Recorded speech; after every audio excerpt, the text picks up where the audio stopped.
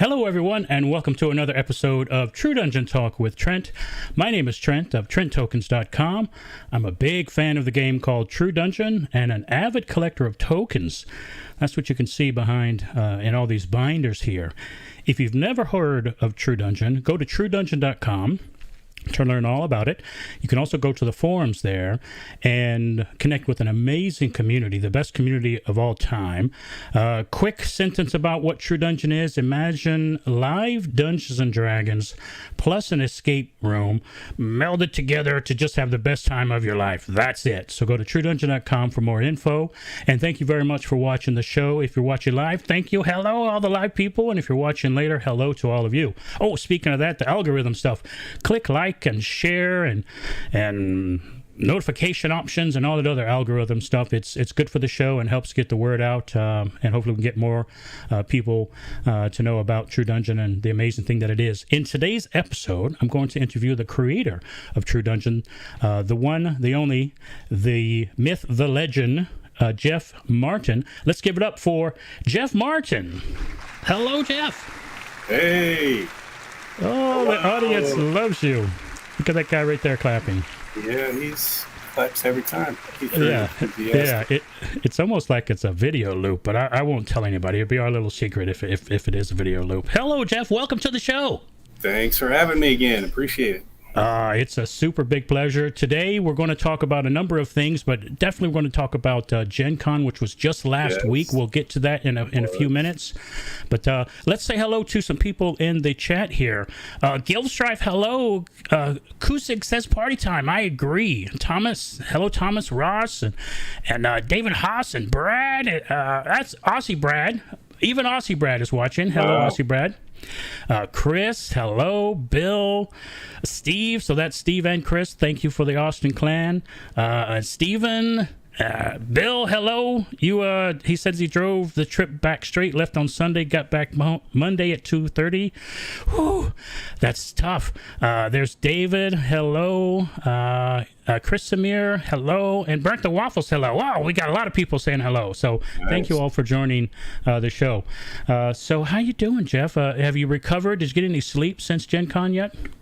I did last night. Yes, I did. Up to like 10. It was awesome. It took almost a week to catch up on your sleep or to actually get some sleep? Yeah. We had there's a lot of loose ends at the end of Gen Con. When you get home, you got to unload the trucks and get out all the back orders on everything. So yeah, it took a while. Oh, that's right. Because you turn, for those that don't know, you shut down orders at a certain date because you're not going to be there. And then when you come back, they're all stacked up and you have to do them. So, yeah. And I'm sure you want to do them quickly. For those that don't know, how many trucks did it take? And we're talking like big old tractor and trailer trucks. How many trucks this time? Well, because we only did 3 adventures, and one of them was designed actually to pack small. We only had 3 full-size 53-foot tractor trailers, dry vans is what they call it, I think, in industry. Yeah, I think in 19 we had 5, and 18 we had 6, so much different. Oh, my time. God. Yeah. Oh, my God. Oh, my back hurts just thinking about that. Hi, Chihuahua. Well, that's an amazing thing for the volunteers to help out with, right? Or is that the union people who does the unloading? Currently, the Teamsters unload us, usually, most of it. We do hand push some of the stuff, but most of it's done with forklift, and then it's loaded on Monday morning with another forklift, and quite a bit of it is pushed as well. But, wow. Yeah. That is a lot, especially to kind of zoom in, do it fast, and then zoom out. And, I see the before and after and during pictures. It's kind of amazing. And it would be lovely if the dock was close to the exhibit hall, too. Oh, no. It's a bit of a haul, so, yeah. Not the greatest, but, yeah, we get used to it. It's nice. So, at Gen Con this year, how much space did True Dungeon take up? The space we had is 44,000 square feet, plus a little bit there out in the hallway. We didn't fill it up super tight, but we pretty much used all of it.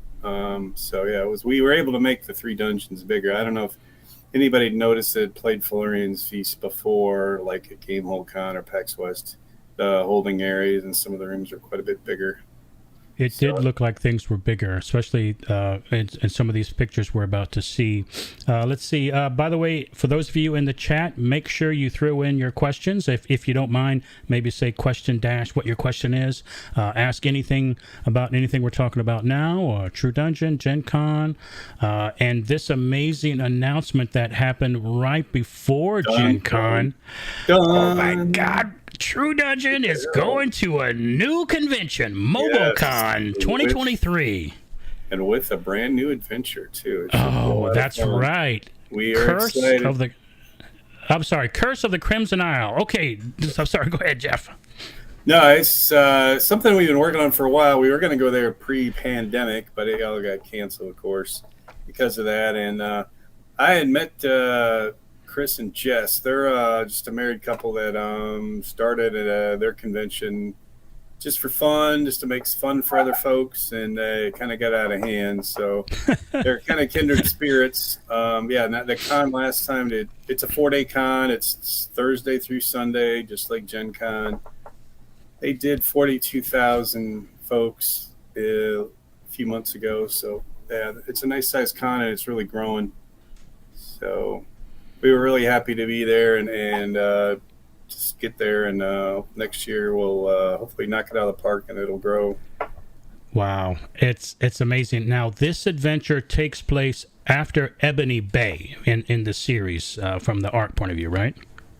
It's actually after. So there's Ebony Bay, and then there's Darkhold Keep, and then there's Crimson Isle. Okay, after Darkhold Keep. Okay, got it. Yeah. So you get something at the end of Darkhold Keep that puts you on a quest. I see. I thought I read on the MomoCon that it was after Ebony Bay. Technically, it is, I guess, because Ebony Bay and then Darkhold and then that. But I don't know if you want to tweak that lingo or not. Sure. So there'll only be one adventure, though, at MomoCon. This adventure, is that right? Yes, unless something crazy happens. But yeah, I think we've got the space, and hopefully we can get the volunteers to come down. And I think people are really excited to go to a new con and also to play new adventures. So hopefully we'll get lots of folks to volunteer and show up. That'll be great. I'm very excited. I had, when this was announced, pre all the COVID madness, I had my hotel booked. I was ready to go, flight, everything. So, but it was sad that this one got canceled. It's really exciting that this is coming back. So how did you, if you don't mind me asking, how did you connect with these, with the people who run MomoCon, and how did you choose this one over maybe other choices that might be out there? Well, it was probably 3 or 4 years ago. They just sent me an email out of the blue. We had spoken with Dragon Con to see if there's a way to come down there, and they are affiliated with Dragon Con, and it didn't work out with Dragon Con because of the space we needed. So they suggested, hey, I'll put you in contact with MomoCon. So they got a hold of us through that way. So it's the folks at Dragon Con that kind of initiated everything. And then why we did it is because the people that run the con seem like an awesome couple that I'd love to work with. And, they seem to have their hearts in the right place on everything. They want to make fun for other folks, and I'd like to be there with them. Yeah, that is a good way to live, to make fun for other people. So the tickets go on sale August 21st. It's August 13th, the day of this interview. Yep. And that will be at td.events, right? Correct, yeah. It seems kind of weird that we're putting them on so early. I mean, the event's not until May of 2023, but MomoCon will be promoting this heavily at Dragon Con in a couple of weeks.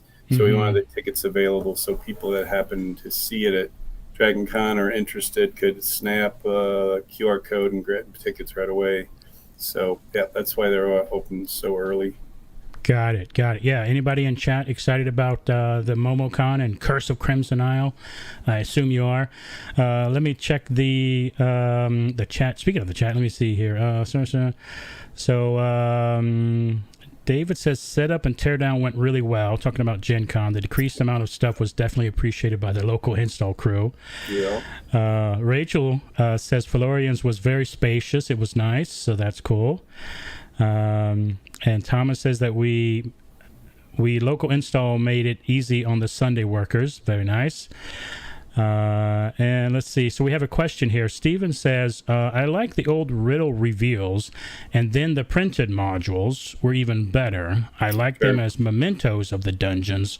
What are the plans regarding this kind of thing? PDFs would be fun. I think we've kind of talked about that before, but I don't think we've had any progress on that yet. Yeah, so it used to be we'd go to Gen Con once a year, and that was it. And that worked out really well. Right after, we know we're not going to run, whatever. Florian's Feast? Where there's smoke, there's fire, or whatever. Something a long time ago. Okay, yeah. And we knew we were going to run it again, so it was great. We'd have a riddle reveal. People would record it. We'd put it online. We could send out the modules and everything, but now that everything is such a long cycle and things are changing so much, you never know. Heck, Florian's Feast could come back in a couple of years. Who knows what could happen? So it just kind of depends on things. So we just decided to keep kind of things closer to the vest for the near future, just because we just don't know what's going to happen. And it's cool. We could make them online, and it'd be pretty easy to just create a PDF on those, but at least for now, I think we're just going to try to, until this COVID mess kind of gets settled, we're just going to keep everything kind of closed up for a while. Got it. Okay. Great question, and thank you for that answer, Jeff. Oh my God. All right. Well, hold on. I'm going to switch to this shot here for this question. All right. So Jeff Chandler has a question for you. Jeff Martin. That's not good. Yeah. So the question. By the way, a lot of people get us mixed up. Everybody thinks I'm Jeff Chandler. Oh, really? It's really irritating. They want me to dance, and stuff. They give me money, and they take the money, of course, but they're not very happy with the dance. Wow. Sounds like a whole nother episode for that question and answer session. Yeah. But here's Jeff's question. Jeff Chandler's question. He asks, how does Jeff Martin stay so sexy? It's probably just being in close approximation of Jeff Chandler. It kind of rubs off on me. The glow. Oh my God! It's like a nice glow on me that it reflects off of him as radiance, bounces off of him, and I get a residual from that. Understood.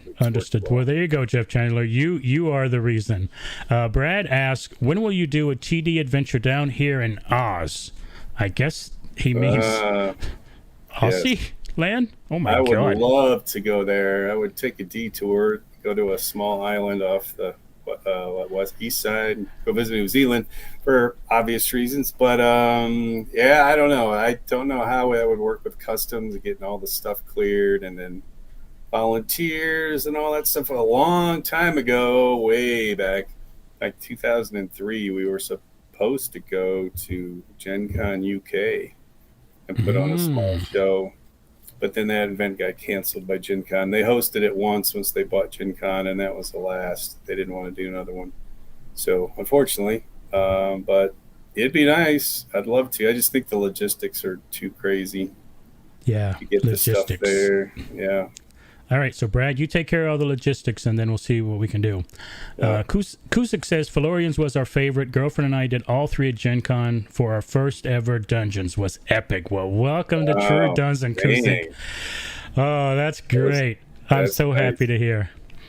It's one of the sad things. I know it may sound silly, but when I go, what I don't get to experience is the first time going to True Dungeon forever. I mean, what a great feeling for you and your girlfriend, and I hope a lot of other people get to experience that. It's the best thing. You could hear about True Dungeon for a long time, but when you go, it's quite the experience. So welcome to the family. Thomas says it was one of the best dungeons. Snake Eyes says love the old school physical puzzles in Ebony. Thomas has so many great NPCs. Yeah, they're amazing this year. Bertha Waffles. Also thinks Florian's is awesome. Rachel likes the physical puzzles as well. Great for replay. Kusik says Ebony Bay was quite difficult doing the physical puzzles with a pug pickup group at Gen Con. Would love to do it with a pre-made at some point. You can do it. Oh, and Laura says hi. Hi, Laura. John at True Dungeon. this is some weird stalker. He says MoMA will be awesome, but so we accept that. John, hello, John. John Olinger says hello to both of us. And Guildstrife says, have you ever thought of coming back to San Antonio for San Japan? No. I mean, I've thought about coming back to San Diego, or San Antonio, sorry, about every December. I'm thinking, why am I not headed next month to San Antonio? Because I love that place. Yeah. I love the Riverwalk. The player base was amazing. They really appreciated what we were doing. Volunteers that we got down there were amazing. Still have some. I would love to go back. We developed quite a nice little community down there, and unfortunately, the con got canceled. So if they know anybody down there that runs a con that's a decent size, let us know. We might consider going down there for sure. There you go. All right. So you guys find a good convention for San Antonio. I agree. It's great.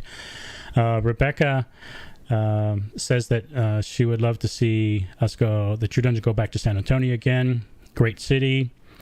David Haas says New Zealand rocks. Let's see. Let's see if I see any questions here. No more questions. Let's go to... Oh, no. Let's see what Chad says. Chad says, I'm here, so it's all downhill from here. I agree. Oh, and Raven is here. Hi, Raven.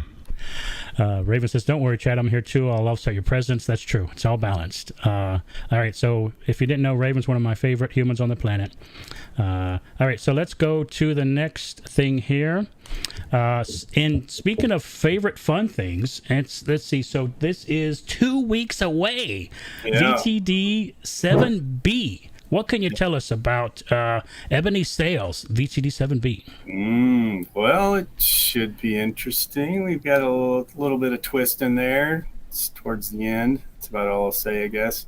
But it will definitely have a different kind of little thing than if you played the A version. So it'll be interesting towards the end. But wow. Okay, it's quite cryptic there. I don't want too many spoilers. Okay. All right. Well, it sounds like, from what I understand, you said earlier, each of the B series is different enough that the replayability will be quite enjoyable for people who happen to do the A's. Is that fair to say? For me, it would be. Hopefully, everybody agrees. I don't want to mislead anybody. But I think we're putting enough. Like we've got a new game you can play where, So we'll see what happens when you're at the gate, and now you have your choice of which one. If you want to play plunder or pillage, you have your choice. Oh, so it's still there just in case people really liked it. Yes, which I doubt. But anyway, so we have a new game to play. We've got some new combats. It'll be interesting. I'm very excited. So, definitely go to td.events and get your tickets if you haven't gotten your tickets yet.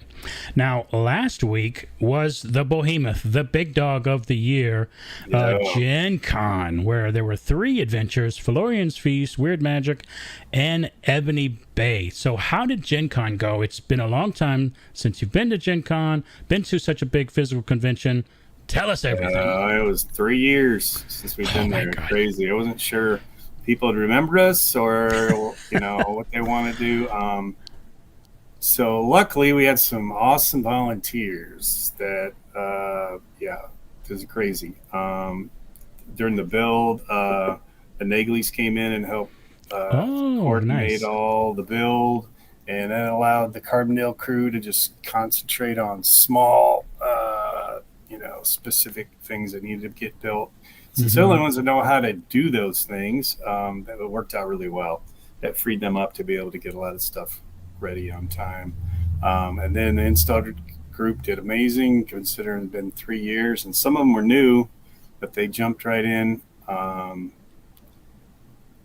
It was great. Then we got to the actual event, and surprisingly, which is really weird, Thursday morning went fairly well. Usually Thursday morning's a little crazy because we're trying to adjust things and things break and whatever. Nothing survives, that contact with the enemy. But it went really well. The ACs must have done a very good job of, training up their folks the night before during training, during the Golden Ticket Run, So that was great. We tried to hang out at the beginning in the epilogue room. I mean, they watched as the first party went through the whole dungeon, the ACs did, and then they tried to hang out in epilogue and talk to some parties, and then they'd go in and look at their group some more and come back and talk to parties. So we got some good feedback for adjustments and stuff, but the best thing to hear was everybody was having a really good time, and the adjustments we had were just kind of minor tweaks. And we just got lucky as far as, whatever we did with Ebony Bay. I hope we can do it again, because it seemed like we had it kind of dialed in pretty well from the start, since it was a brand new adventure. Yeah, and then all weekend long, the players are awesome, the volunteers are awesome. Even some of those poor folks that are in those full latex costumes, like we don't use them much, but those guys did awesome. And all the NPCs, all I could ever hear was the NPCs were great. Every time I talked to somebody in Epilogue, NPCs were great. And that was really good to hear, because they'd been off. Some of them hadn't done this for 3 years. And it was great to see that everybody just fell right back into their awesomeness. So, well, from my point of view, every year the NPCs, the sets, the atmosphere, the animatronics, everything seems to go up a notch every year. So this is another year where it's gone up a notch. So congrats to the whole crew. And speaking of volunteering, if you're interested in volunteering for True Dungeon, go to tdvols.com and you can learn all about it there. And everybody in the chat, feel free to ask any questions about Gen Con or anything else. And speaking of the first adventure here, which was R1 at Gen Con, Felorian's Feast, here, and for the next few minutes, I'm going to show a bunch of photos taken by Alan from Logical Focus. He's an incredible photographer, and we're going to go through those. So this is Felorian's Feast, Room 1. What can you tell us about this photo here? I know you wouldn't want to give us too much away, but what? Yeah, I don't know. I think we can just kind of scroll through these a little bit. Just okay. If we happen to run this again sometime, I don't want to spoil too much. I don't think we will, but we're going to keep this. We're going to keep this module in our back pocket just in case.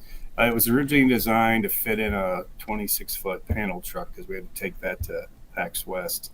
I see. So it might be really nice to have in our back pocket to run. So this is one of the great NPCs that you ran into in Felorian's Feast, the Crazy Satyr. This is room 3, or maybe I won't say the rooms. Let's see, we won't give it away. He's a fun little NPC. You could fight him, or you could help him relabel his wine. He had a little bit of an evening before. So okay, as satyrs are known to do. Yeah. And here's another. This is a little puzzle that you got to figure out. It's a close up on some of it, so no big spoilers here. Okay, no big spoilers. All right, and here's another great NPC. Ashley, she made this costume and did a great job on. Yeah, she's not only.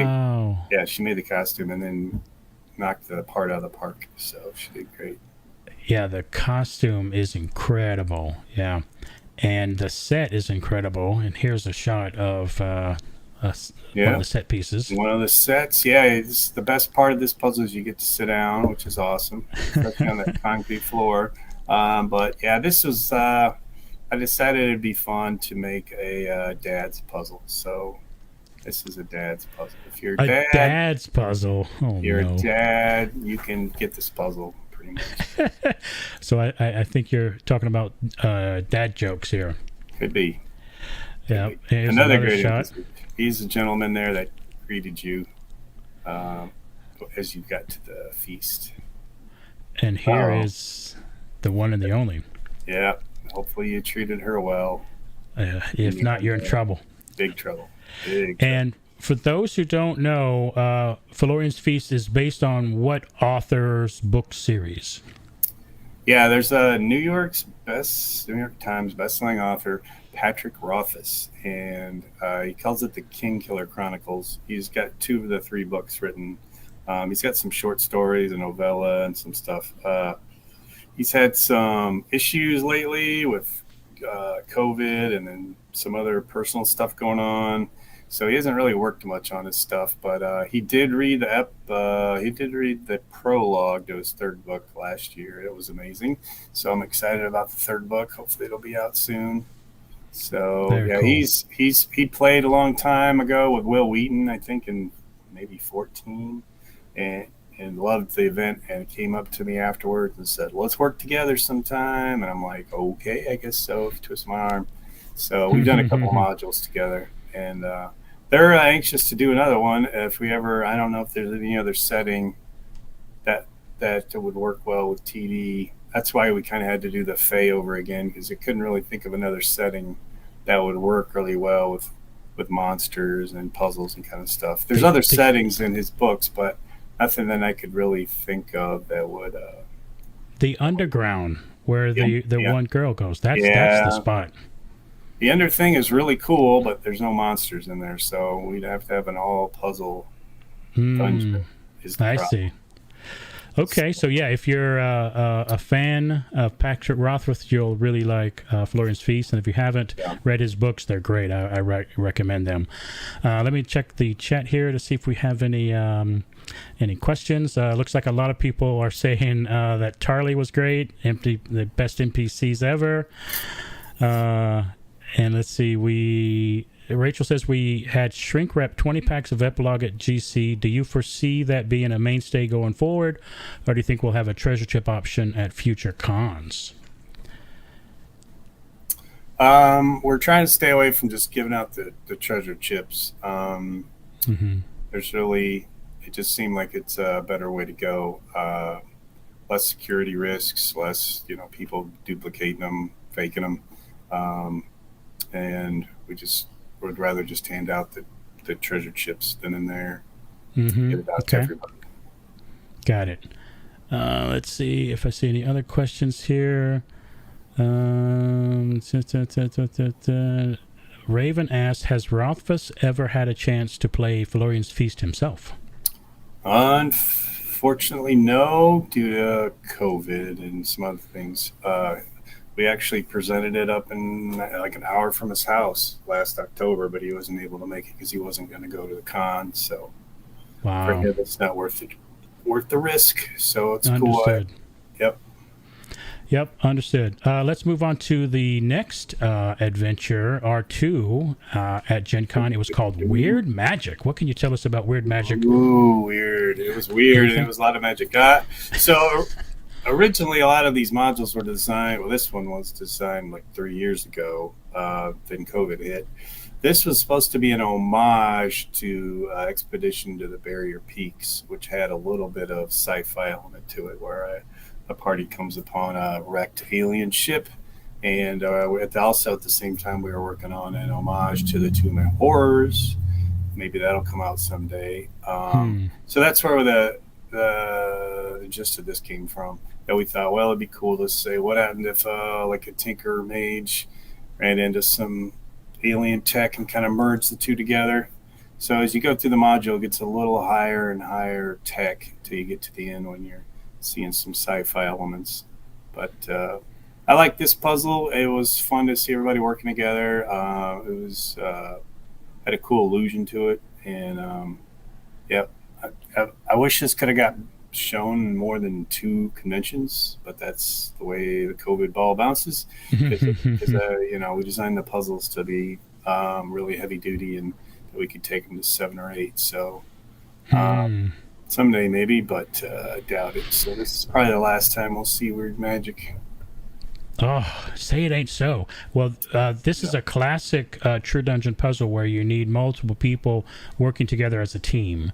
Communicating well, and hopefully everybody's having fun too at the same time. It's a wonderful thing. If you haven't played True Dungeon before, that's a kind of a common theme: people working together and having fun.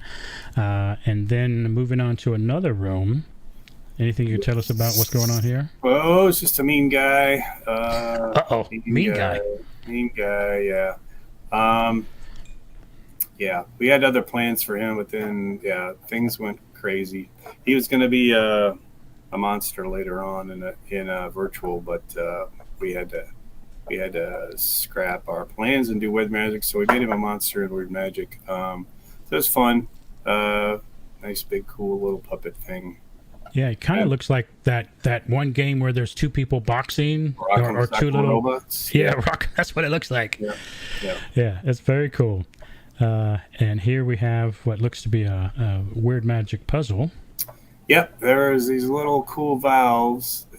Unfortunately, the very first time we showed this, somebody by the name of Dr. UID like bent the thing the wrong way. I thought I made this thing like super duper, but I didn't realize that people would try to turn it the other way. I should have put arrows on them. Anyway, so after that we had the NPCs kind of move it for them, but this was fun. This is a physical puzzle where you get to throw these switches and try to get the doors open on this machine. Very cool. Another good communication puzzle, and here's a very cool NPC from Weird Magic. Yep. He's cool. Yeah, that was not a. I don't think that mask was terribly comfortable either. So, kudos to the NPC who wore that. Yeah, kudos. Thank you for your hard work there, NPC. And what's going on here? This looks scary. Cyberdog. Yeah, this is a beast that's part magic and part sci-fi mechanism. So. We thought it'd be fun to see this, and then there's a little bit of fog that comes out of it. It looks scary and cool. Yeah, another wonderful classic thing about True Dungeon is the atmosphere and the animatronics. So that's a great photo there. And here looks like a unique, interesting puzzle. Yeah, this one we decided to try to do something a little bit fun with a little bit of color changing. I really like the feel. It was real big, heavy, like Tesseract size cube. Mm-hmm. So yeah, there's actually of course a blue hand inside this thing and running it for the party, but depending on what color you put in what slot, things would happen. So it's right. And let me zoom in here. For those of you who aren't super familiar with True Dungeon, this is maybe I could zoom in a little more even. Give me 1 second here to zoom in a little more. In these puzzle rooms and in other rooms as well, always look around and check things because you might find clues and tips. So here's an example of that. Let me jump to the next one just in case you happen to see that one again one day. Of course, you could probably hit pause. Oh, I ruined everything. And speaking of scary looking, what are we looking at here? Yeah, this is an actual alien from the ship in stasis. In the little stasis, yeah. Thank goodness he never got out during the adventure. That would have been a disaster. That is some weird magic. Yeah. Oh, and there it is. Uh-oh. There she is, the raised witch. Very scary. Yeah.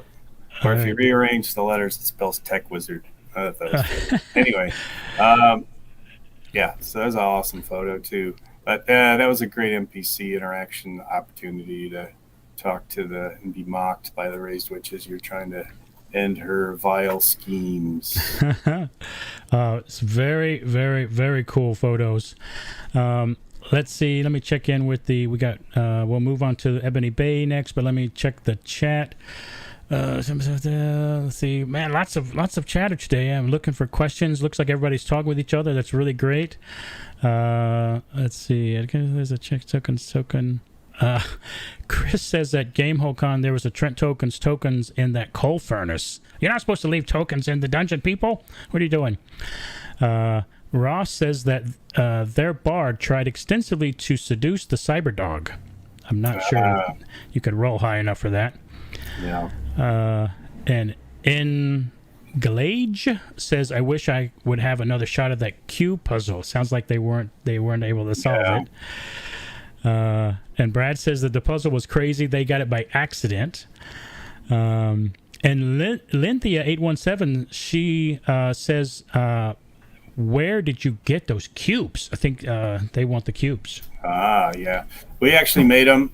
We made them a positive out of a piece of wood, carved it, and then we made a silicone mold and then used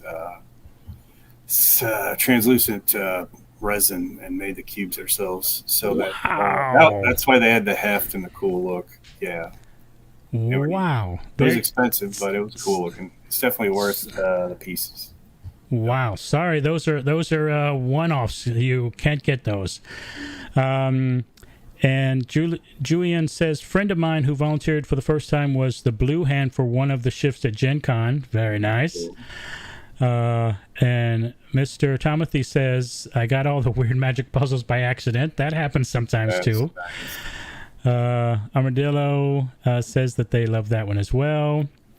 And Bill Fry screams out Demogorgon. I think he's still experiencing pain from that. Let's see. Okay, so if anyone has any questions, please type question dash the question. Let's move on to Ebony Bay. Here's a very interesting puzzle in Ebony Bay. Pretty crazy. A little. That'd be fun to early on in the module to get the party working together on trying to do this crazy thing. Troy was able to keep the thing in one piece the whole weekend, so thanks, Troy. Wow. He got battered quite a bit, but he was able to repair it every night and reinforce it. So yeah. Troy is a master builder. Yeah, and repairer, and yeah. All right, here's a very interesting something going on here. What's going on here? Well, this was a drive for their ship that wasn't quite installed, right? You can see all the tubes are missing, all the pipes. So in order to get the ship going, they had to help their engineer to get the balls in the ports correctly. So unfortunately, they took a little dexterity. So and this is a siren they can run into. This looks like trouble. Yeah, she's trouble for sure. Watch out. Don't get near the pool. Now, here's a very cool interactive piece here. Yeah, you might want to skip this and go with the next one if you can. Don't dwell too long. All right, well, all right. It's a cool map. There's a cool map you get, and then this is that same room. Somebody put a duck on its head. I'm not sure why, but it did. Anyway, God. This was a little bit of a challenge because of the colors and the shapes are a little hard to see in the light, but we tried to light them up well. Thankfully, everybody has a little personal white light, so that'll help. You know, speaking of ducks, here are some ducks with a token glued to the bottom. Yeah. And these were part of the Gen Con loot bags. For those of you who don't know, the golden ticket loot bags at Gen Con every year, the night before, there's a golden ticket run. When you place an order, whether you order one pack or a bunch of packs, you have a random chance to get a golden ticket. It's just like the Willy Wonka golden ticket that you might be thinking of. And there are 60 available tokens. This year there were actually more. Some of them were platinum, and that's for GameholeCon. But for Gen Con there were 60, and in the loot bag were these ducks. And you know, here's mine, a little quack duck. And there's a token on the bottom. And you put that into the slider, and whoosh, you slide it, and it would do 50 damage, Eldritch, if it hit, 50 Eldritch damage. But it's once per game, once per adventure. Where in the world did the idea come to have golden ticket ducks? Chad Delp. He was like, here, you need some ducks. It'll be awesome. I don't know what you're going to do with them, but here's some ducks. So he gave me a pile of ducks and said do something with them for the golden ticket run. So we came up with this, thought it'd be fun. We experimented with parrots on your shoulder, but it was just going to be too hard to wear those around the dungeon. So we thought, let's just make the ducks a weapon. Some of them are better than others. Some of them slide better because of the way they're weighted. So yeah. Interesting. I wonder if mine slides better. I don't know. Anyway, they do a lot of damage because they're kind of hard to slide. And yeah, if you're not careful, they'll get bumped out. But they're stuck in there pretty good. Wow. It looks super fun. And if I'm not mistaken, the one on the right is Fred K's. He gave it a name, Launchpad. So that's Fritz. So if you're in the chat and your duck is the one on the left, let us know. And let's see. And again, if you have any questions, please scream them through the put them in the chat. And here are some more ducks. And you're right. Some of the ducks look like they didn't survive. Do they have to remain like this for them to count? Yes. Like that. If it falls over, it doesn't count. Is that right? Yeah. So you got to be careful sliding them and whatnot. So yeah. Right. And also these ducks, let me zoom in a little tighter here, were only available to use at Gen Con and GameholeCon.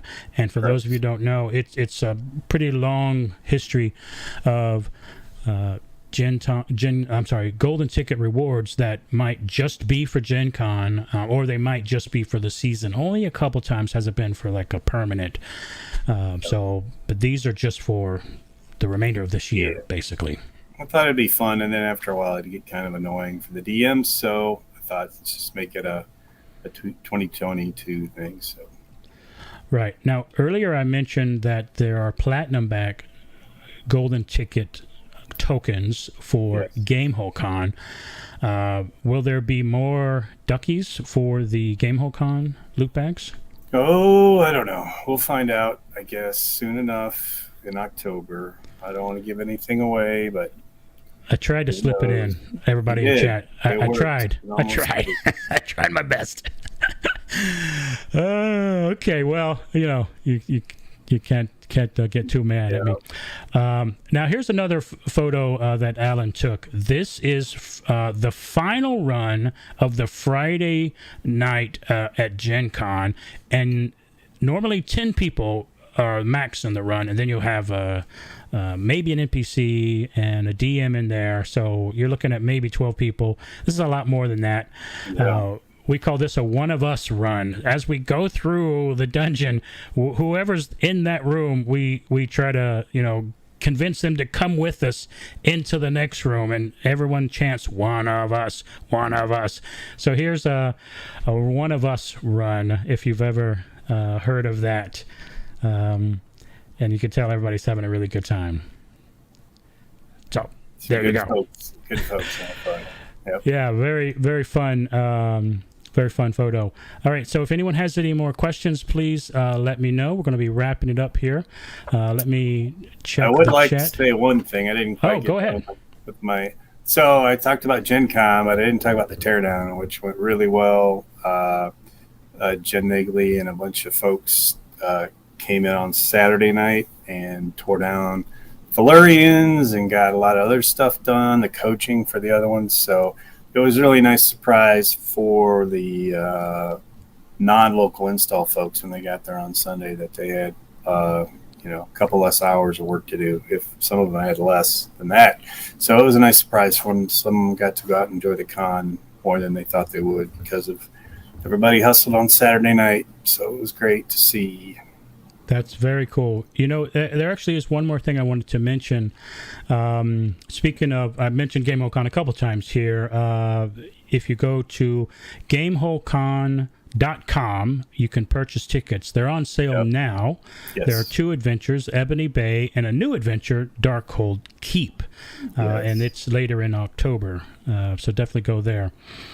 And let's see if I check the chat here. Kusik says, question, Jeff, are you Team Grunnell or Team GibGub? I have no idea what you're talking about. I'm going to plead the fifth? I'm Team True Dungeons. So Team True Dungeon? Yeah. I don't. Yeah, that's awesome. I think everything's great. You guys have fun with all that. I'm staying out of it. So. Okay. All right. Well, Jeff, thank you so much for all of the great information about MomoCon, Gen Con, and all the fun pictures and all the great info. Everyone seemed to really like Gen Con this year. So kudos to you, Lori, the whole staff there, and all the volunteers. Thanks to everybody for coming back. Been 3 years, so it's nice to see everybody again. Glad you came back. Thanks. Yes. Well, thank you for everything, Jeff. And thank you again for joining us on the show. Have a good one, and I'll see you next time. Cool. See ya. All right. See ya, Jeff. Bye. All right, that was Jeff Martin, the creator of True Dungeon, an amazing guy. And again, if you've never played True Dungeon, go to truedungeon.com. You can learn all about it. There's a forum there with an amazing community, lots of great people. If you have any questions, there's also a Facebook group, fans of True Dungeon. And so you can learn all about it at truedungeon.com. And thank you very much for watching the show. If you haven't subscribed, please do. If you have subscribed, thank you very much. Click share and like and all that other good stuff. I really do appreciate you watching the show. And one of the things I like to say is it's very difficult to frown if you're smiling. So please smile. Thanks for watching, everybody.